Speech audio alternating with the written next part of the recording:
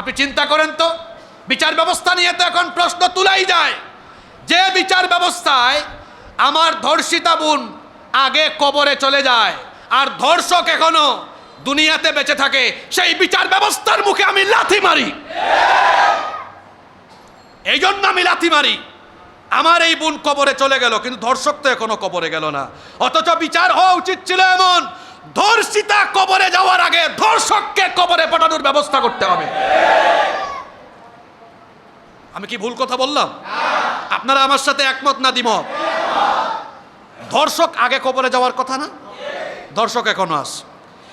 বিচার ব্যবস্থার মুখে লাথি মারি এটা এমনি বলি নাই।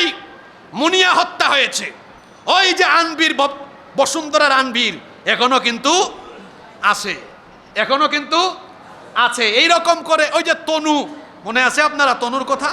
তনু, এরকম আরো বহু ধর্ষণ কাণ্ড বাংলাদেশে হয়েছে। সাগররুনি তো আর ধর্ষণ হয় নাই, এটা তো খুন হয়েছে। আমি ধর্ষণের ঘটনার কথা বলছি, তবে এখানে খুনের ঘটনাও অ্যাড করা যায়। ইসলামে তো খুনের বিধান, হত্যার বদলে হত্যা করো, মৃত্যুদণ্ড দাও। অনেক খুনি, ওই যে সাগররুনির হত্যার এখনো কোনো বিচারই হয় নাই। সাগররুনি, তাছাড়া দেখেন 8 মাস হয়ে গিয়েছে, ফেসিবাদের সাথে যারা যুক্ত ছিল, যারা হাজার হাজার মায়ের বুক খালি করেছে, সেই সকল খুনিদের বিচার এখনো বাংলাদেশে হয় নাই। কিছু সংখ্যক লোক বের হয়েছে যারা এখন নির্বাচনের জন্য উতলা হয়ে গিয়েছে। আশ্চর্য কথা, 7-8 মাস আগে সে তার বাসায় থাকতো না, লুকিয়ে লুকিয়ে সে পালিয়ে বেড়াতো। এখন ওই যে বলে না, যাদের উশিল্লায় সিন্নি খাইলো তাদেরকে চিনল না। যাদের ত্যাগের বিনিময়ে আমি আপনি স্বাধীনভাবে কথা বলার সুযোগ পাচ্ছি, আমার সেই সকল ভাই বোনদের তাজা জীবন যারা ঝরিয়েছে, সেই সকল হত্যাকারীদের বিচার হবে আগে, নির্বাচন হবে পরে। যারা এদের বিচার চাইবে না, এরা হলো এই বাংলাদেশের কুখ্যাত নিমক হারাম। বিচার আগে, অন্যান্য কিছু পরে। আমি তো অবাক, আপনাদের কেমন লাগে আমি জানি না, আমি বড় নীরব হয়ে গেছি। আপনারাও অনেকে প্রশ্ন তুলতে পারেন যে হুজুর আগে অনেক গরম গরম বক্তৃতা দিত, আমি কিন্তু এই গত কয়েকদিন ধরে নীরব হয়ে আছি, কারণ বিরক্ত হয়ে গিয়েছি এই ব্যবস্থার উপরে। কেন আমার বিরক্ত হওয়ার মূল কারণ হলো, এত মাস হয়ে গেল সব কিছু নিয়ে মানুষ ব্যতিব্যস্ত হয়ে গিয়েছে, অথচ যাদের কারণে স্বাধীনভাবে আজকে চলাফেরা কথাবার্তার সুযোগ পেল, তাদের হত্যাকাণ্ডের বিচারের ব্যাপারে সবাইকে দল মত ধর্ম বর্ণ ভুলে গিয়ে ঐক্যবদ্ধ হওয়া দরকার ছিল। কিন্তু আমরা কি ঐক্যবদ্ধ হতে পেরেছি? আমরা যদি ঐক্যবদ্ধ হতে পারতাম, তাহলে 3-4 দিন আগে কি শাহবাগের কয়েকটা মুরুগ এসে কুক করার সুযোগ পেত নাকি শাহবাগে? হ্যাঁ, আমাদের দুর্বলতার কারণেই তো শাহবাগীদের আস্ফালন বেড়েছে। আমরা বলতে চাই, শাহবাগীদের আস্ফালন বাড়লে পরে শাপলা চত্বরওয়ালারা আরো কয়েক গুণ শক্তি নিয়ে এই বাংলাদেশে শাহবাগীদের কবর রচনা করবে। সাবধান হয়ে যাও, সাবধান হয়ে যাও। এই বাংলাদেশে আর কখনো ফেসিবাদকে মাথা উঁচু করে দাঁড়াতে দেওয়া হবে। আমি বলছিলাম, বিচার ব্যবস্থা নিয়ে আমরা বড় সন্দিহান। এই যে ছোট্ট শিশু মাগুর, আর এই ছোট্ট শিশুর সাথে যা হয়েছে, হৃদয়টা ক্ষতবিক্ষত হয়ে গিয়েছে। মানুষ কিভাবে এতটা অমানবিক হতে পারে? মানুষ কিভাবে পশুর চাইতেও এত জঘন্য হতে পারে? আপনারা চিন্তা করেন, মানুষ কতটা খারাপ হলে পরে একই পরিবারের বাপ বেটা, স্বামী শ্বশুর ভাসুর মিলে একটা ছোট্ট মেয়ের উপরে এইরকম নিপীড়ন চালায়। এরা কি মানুষ না পশু? আমি তো বলবো পশু না, এরা পশুর চেয়েও খারাপ। আমি গতকাল ফেসবুকে দেখলাম যে এদের পক্ষে নাকি আইনজীবী, উকিল ও অ্যাডভোকেটও নাকি দাঁড়িয়েছে। আমি ওই উকিল, ওই আইনজীবীর বিবেক নিয়ে আমি বড় সন্দিহান। সে আসলে মানুষ না অন্য কিছু? একজন অপরাধীর পক্ষে উকালতি করা, একজন অপরাধীর পক্ষে দাঁড়ানো, যে ব্যক্তি অপরাধীর পক্ষে দাঁড়ায় সেও অপরাধী। মানুষ দেখলাম গণদুলাইও দিয়েছে, একদম পাক্কা কাজ করেছে। অপরাধীর পক্ষে দাঁড়ানো এটা কোনো সচেতন বা ভালো মানুষের কাজ হতে পারে? মাগুরায় যে ঘটনা ঘটেছে, আমি সরকারকে বলবো, আপনাদের এইসব আইন কানুন এটার উপরে আমাদের তেমন একটা ঈমান নাই। এমনিতে আমরা যারা আলেম ওলামা বা আমরা যারা কোরআনওয়ালা, আমরা মানুষের তৈরি করা আইনে বিশ্বাসী নই, আমরা আল্লাহর আইনে বিশ্বাসী। আমরা কার আইনে বিশ্বাসী? আমরা আল্লাহর আইনে বিশ্বাসী। আমরা বলবো, এই ধর্ষণের শাস্তি আল্লাহর আইন দিয়ে করেন। দেখবেন বাংলাদেশে যতগুলা লুচ্চা আর বদমাশ আছে, এক শাস্তি দেখে একদম তারের মতো সুদা হয়ে যাবে। ইসলামী শরিয়ায় ধর্ষণের শাস্তি হলো মৃত্যুদণ্ড। ইসলামী শরিয়ায় ধর্ষণের শাস্তি কি? মৃত্যুদণ্ড। আপনাদের বানানো আইনে অনেক ধর্ষক এখন রাজার হালতে বুক ফুলিয়ে বীরের মতো বাহিরে ঘোরাফেরা করে, এমন বহু নজির আমি দেখাতে পারবো, আপনারাও পারবেন। কিন্তু আল্লাহর আইনে যদি ধর্ষকের বিচার করা হয় অবশ্যই তার মৃত্যুদণ্ড হবে।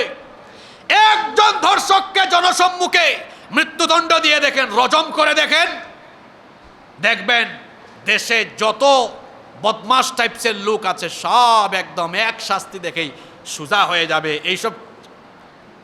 এসব কাজ করার চিন্তা মাথায় আসার আগে 100 বার ভাববে, বাবারে এইটা করলে পরে আমার পরিণতি যে কত ভয়াবহ হতে পারে, এমনিতেই এই কাজে যাওয়ার আগে 100 বার চিন্তা ভাবনা করবে। সম্মানিত মুসল্লিয়ানি কেরাম, আমি এখানে আরো কয়েকটি কারণ আপনাদের সামনে তুলে ধরি।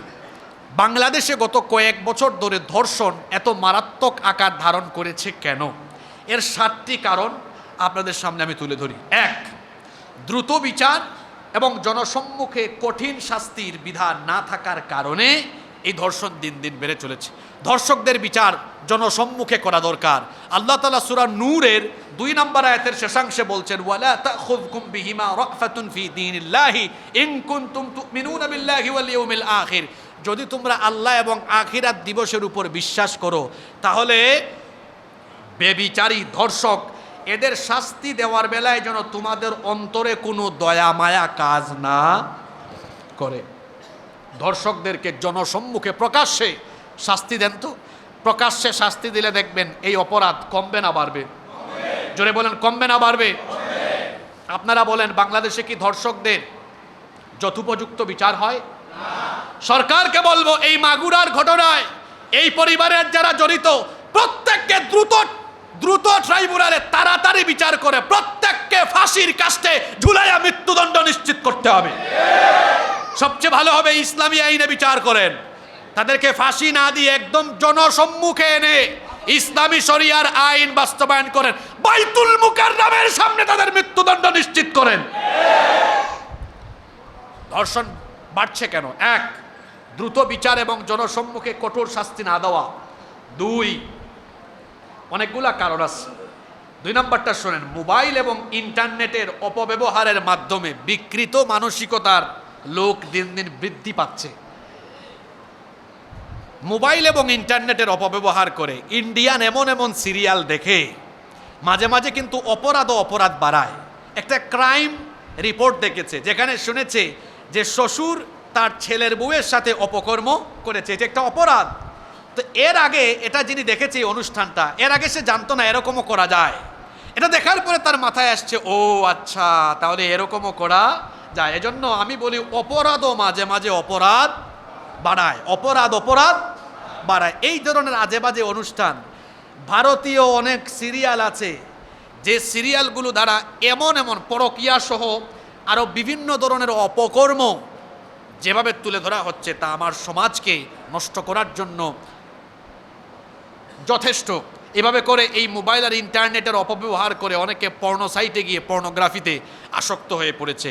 অশ্লীল ভিডিও, আজে বাজে সাইটে ঢুকে সে অনেক আজে বাজে জিনিস দেখে তার মন মানসিকতাকে এমনভাবে বিকৃত করে তুলেছে, যার কারণে এই মানুষরূপী পশুর কাছ থেকে একটা ছোট্ট শিশু বাচ্চা পর্যন্ত রেহাই পায় না। জন্য সরকারকে বলবো, ধর্ষণ কমাতে হলে সকল পর্নো সাইট সহ টিভি চ্যানেলে এবং বিভিন্ন সাইটে যে সকল অশ্লীল অনুষ্ঠান প্রকাশ করা হয় তা চিরতরে বন্ধ করে দিতে হবে।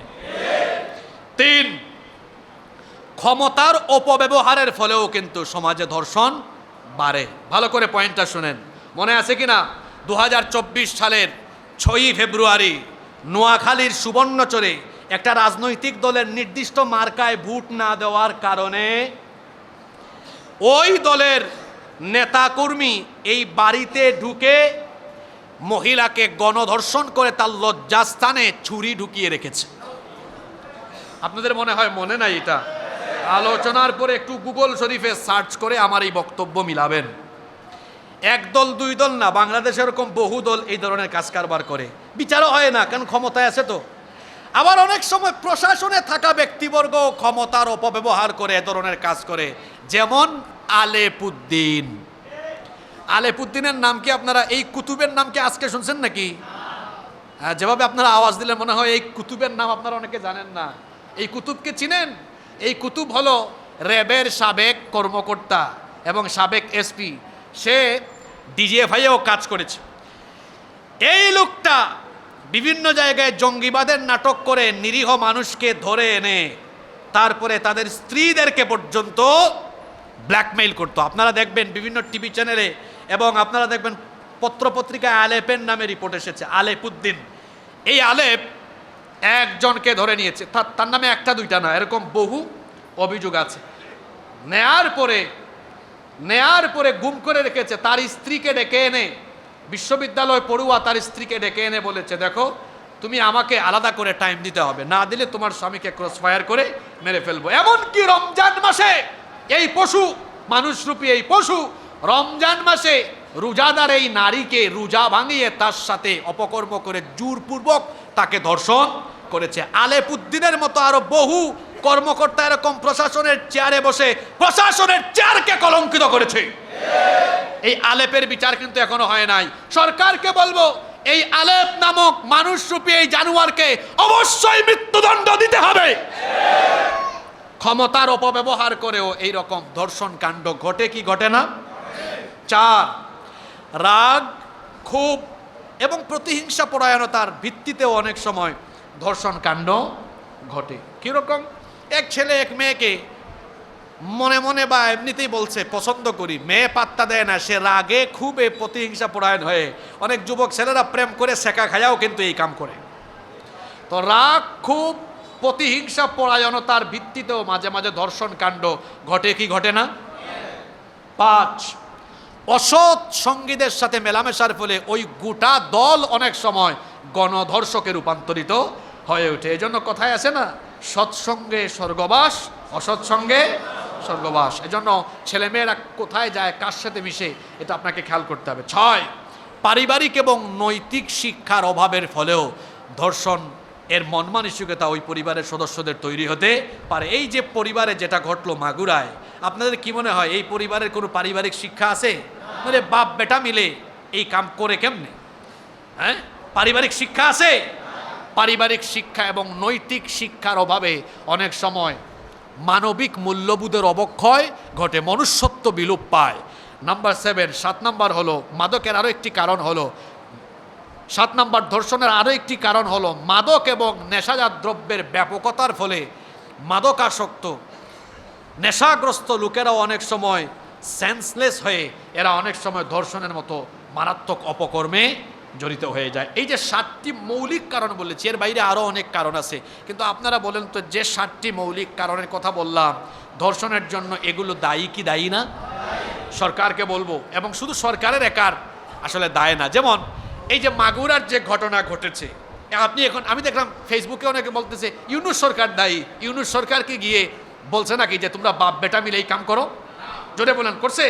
ইউনূস সরকারকে আপনি দায়ী করতে পারবেন এইভাবে যে সরকার এখন বাংলাদেশে অভ্যুত্থান পরবর্তী সরকার, আপনি বিপ্লবী হয়ে উঠুন, আগের আইন বাদ দিয়ে এখন ধর্ষক যারা হয়েছে নতুন করে আইন আপনারা তৈরি করুন, যাতে করে শরিয়া আইনে এই ধর্ষকদের বিচার করা যায়। আপনি বিচার ব্যবস্থা নিয়ে তাকে দায়ী করতে পারেন, কিন্তু ধর্ষণের জন্য আপনি দিয়ে দিলেন একেবারে ইউনূস সাহেবকে দোষ। বোঝা গেছে আপনার কথায় যে ইউনূস সাহেব ডেকে এনে বলছে ওই বাপ বেটাকে যাও না তোমরা এই কামটা করো। ইন্না লিল্লাহি ওয়া ইন্না ইলাইহি রাজিউন। আপনি বিচার ব্যবস্থা নিয়ে বলতে পারেন। তো উনি তো আসছেন 6-7 মাস হয়েছে, এর আগে যে আরও বিভিন্ন সময়ে সরকার ছিল তাদের সময়ও তো কি আওয়ামী লীগ কি বিএনপি সব সরকারের আমলেই কিন্তু দেখা গিয়েছে ওই যে আমাদের বিচার ব্যবস্থাটা দুর্বল থাকায় বিচার যথাসময়ে দ্রুত সময়ে হয় না। এজন্য এই আইনের পরিবর্তন করতে হবে। সরকারকে আমরা বলবো এই আইনের পরিবর্তন ঘটান, আর আমরা পারিবারিক এবং সামাজিকভাবে সচেতন হয়ে উঠব। এই মন মানসিকতার মানুষ আমরা যেখানেই পাবো, অপরাধীকে আমরা ধরে ফেলবো এবং সমাজ থেকে আমরা এই অপকর্ম, সমাজ থেকে আমরা এই ঘৃণ্য কাজকে প্রতিরোধ আমরা করবার জন্য ঐক্যবদ্ধভাবে কাজ করব ইনশাআল্লাহ। আমার তো আরও একটি পয়েন্ট বলার বাকি ছিল, সেটা আমি পরবর্তীতে সময় পেলে বলবো ইনশাআল্লাহ, কারণ আজকে আমাদের জরুরি আরও কিছু কথা আসে। আমাদের একটি পয়েন্ট বাকি আছে, রমজান মাস হলো জিহাদের মাস, এটা আমরা সময় পেলে পরবর্তীতে বলবো ইনশাআল্লাহ। তাহলে আজকে আমরা কয়টা পয়েন্টের উপর আলোচনা করলাম? যাকাত আদায়ের যে ফর্মুলা বললাম, আমরা এই ফর্মুলার ভিত্তিতে যাকাত আদায় করবো ইনশাআল্লাহ। আর ধর্ষণের ব্যাপারে আমরা সবাই সম্মিলিত হয়ে ঐক্যবদ্ধভাবে আমরা এর বিরুদ্ধে অবস্থান করবো ইনশাআল্লাহ।